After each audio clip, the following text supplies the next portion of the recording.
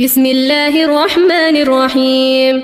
تبارك الذي بيده الملك وهو على كل شيء قدير، الذي خلق الموت والحياة ليبلوكم أيكم أحسن عملا، وهو العزيز الغفور، الذي خلق 7 سماوات طباقا ما ترى في خلق الرحمن من تفاوت، فارجع البصر هل ترى من فطور، ثم ارجع البصر كرتين ينقلب إليك البصر خاسئا وهو حسير، ولقد زينا السماء الدنيا بمصابيح وجعلناها رجوما للشياطين وأعتدنا لهم عذاب السعير، وللذين كفروا بربهم عذاب جهنم وبئس المصير. إذا ألقوا فيها سمعوا لها شهيقا وهي تفور تكاد تميز من الغيظ، كلما ألقي فيها فوج سألهم خزنتها ألم يأتكم نذير، قالوا بلى قد جاءنا نذير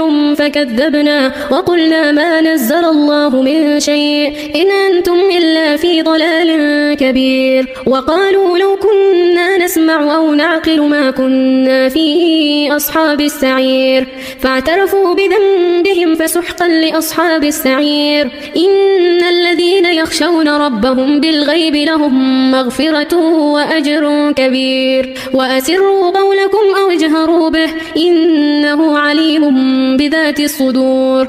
ألا يعلم من خلق وهو اللطيف الخبير، هو الذي جعل لكم الأرض ذلولا فامشوا في مناكبها وكلوا من رزقه وإليه النشور.